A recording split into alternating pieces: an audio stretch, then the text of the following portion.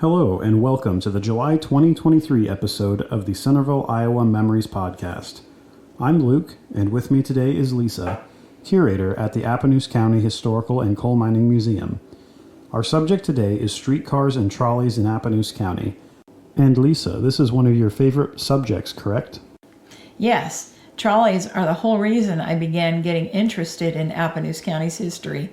Years ago, around 1971, when I was 10 years old, I rode the trolley car number 9 over at Old Thrashers in Mount Pleasant. We camped over there every year, and in 1971, they brought in their first trolley and had built a stretch of tracks, just a straight stretch, a few hundred feet, and for a dime you could ride it back and forth on the track. I didn't know at that time that it had been brought over from Centerville, and so they started up their tracks over there, and they built a trolley barn over the car, which was their first. So, could you tell us a little bit about the trolley system in Centerville? The first mention of raising money for a trolley system was in 1882. There was a serious need to transport people from the 2 train depots to the business district on the square. The merchants saw how busy the area was around the depots on South 18th Street, and they wanted to pull those people up to the square to do business. And so by 1887, the People's Street Railway, or it was otherwise known as the Centerville Street Railway, was in business. Pulled by teams of mules and then the cars on rails, the cars left the depots, and then you can actually recognize the route they took still to this day. So as you leave the depot and head north on 18th Street, they turned west on Walsh and turned north in front of Garfield School. So they kind of went around Garfield School, and then it turned west on Sheridan and went in front of course, what we know now as the old ISU building, but it wasn't there then. And then they went over to Drake Avenue and turned north again, and it traveled north till it got to what we know now as Maple Street, and then it turned west for a block, and then turned onto the Centerville Square on Main Street.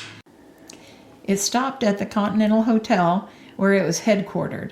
That's where they sold the tickets, and then it would also load there to go back down to the depots. And so this is the railway we have documented as the first trolley car system, but there is evidence that the rail lines went all the way around the square, that went west on State Street, and there were other city streets where we can see that there were rails in the streets.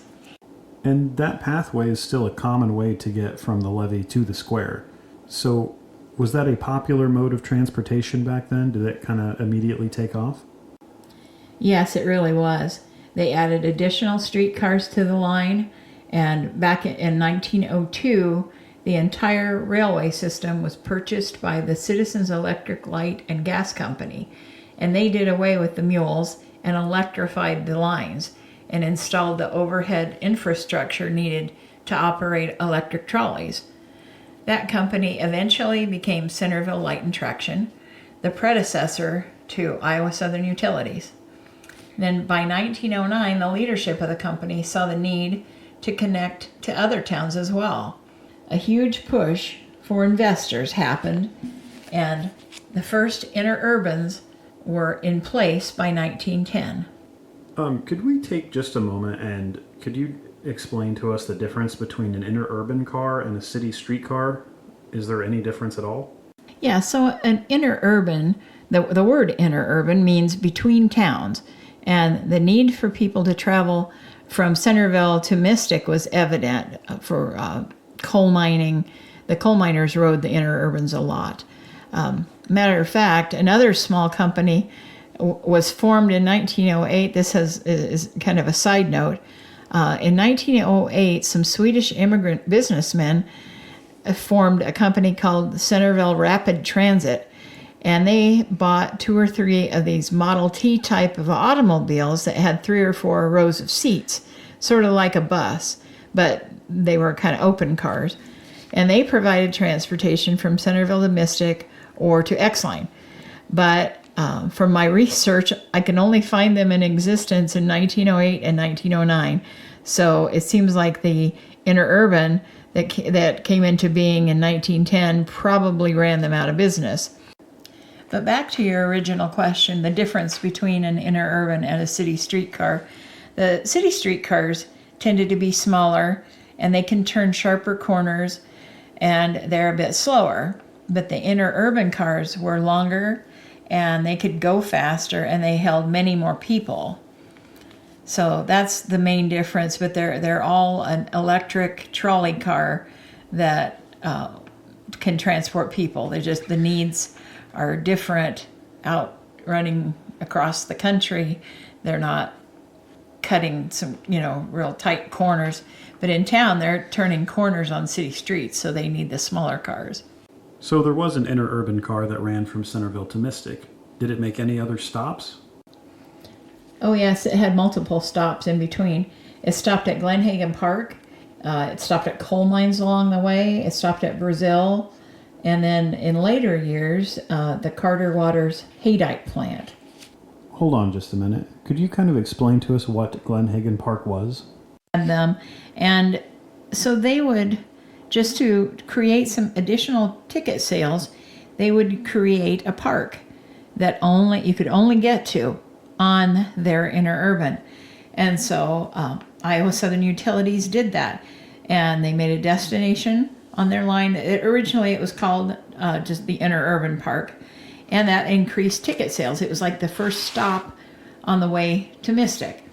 So Glenhagen Park was located just north of the country club. If you can imagine going down in that ravine, there's a steep hill just to the north of the clubhouse and the driveway that goes up to it. But down in those woods at the bottom of that hill, it had benches, and it had a skating rink and a band shell and teeter-totters and slides. Of course, back then those were called chutes and ladders. And there were lots of different vendors who sold snacks and drinks. And so they used that park for different events, for like concerts and chautauquas and other special visitors to town that or speakers. But the only way to get there was on the interurban. And so this was a great source of income for the company that owned the interurban, and that generally was your utility companies. And so for a while they just called it the interurban park, but then they had a contest to name the park. And so the caretaker of the park, who lived right there in the park, his name was J. Mace Hagan. And so someone's put in a suggestion that the name be Glenhagen Park, named after Mr. Hagan, and because the park was down in a glen. And so it became known as Glenhagen Park. We have several photos of the park at the museum, but there's nothing down there now. It was, and Glenhagen Park was actually the other reason I became interested in Appanoose County history. And that, of course, ties in with the trolleys. So I had to dig up the history just so I would know what it was, and then it just started from there. So was the Mystic Line the only interurban in the area? No, in 1914, community leaders Frank Payne and D.C. Bradley, independently of Centerville Light and Traction, bought a steam railway that was already in existence to Albia, and they named it the Centerville, Albia, and Southern Railway, and electrified that. And so that provided new interurban service to Moravia and Albia. So with all of these interurban cars and streetcars, where did they house all of this equipment? So the smaller streetcars had a car barn just south and west of Garfield School, kind of by where that bridge used to be. There was a car barn there. And then another car barn was all the way at the end of, it's either State or Van Buren. And what I remember reading about it was that for the last few feet of that line, the car left the rails and the mules had to pull it across the street, like where Highway 2 was not there back then, but it had to pull it across the street where there were no rails into a barn at the end of that street. And then there was the last car barn, the one that we have pictures of, was on 13th Street. It's where Jeff Scott Metals is now. And it's no longer standing, but we do have pictures of that car barn. So by 1914, the streetcar and interurban service were going strong. Did they ever consider laying rails to other destinations? Yes, they considered laying rails to Cincinnati with continuing service to X-Line, but that didn't materialize as the later dates, as time went on. Streetcar and interurban use dwindled as automobiles became more popular and more people had them. They didn't really need the streetcars and interurbans anymore. So in the end, what happened to the streetcars and the interurban? When was the service discontinued? So the city streetcars that went from the depot to the square were discontinued in 1925, and they were replaced by buses. But the buses only lasted till 1931, and they were also discontinued. People just didn't need that kind of help getting around town anymore. And passenger service on interurbans lasted a little while longer, until 1933. But the interurbans were still transporting coal miners and freight and coal to the power plant on the square. And so those lines, the interurban lines, stayed in place for several more years. And that is where we will bring in our guest next month during our podcast.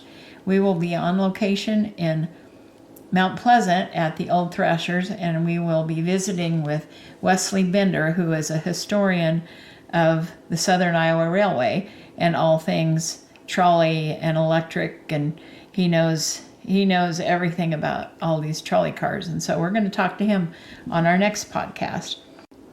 Well, that about wraps up our episode for this month. Tune in next month for the continuation of our trolley car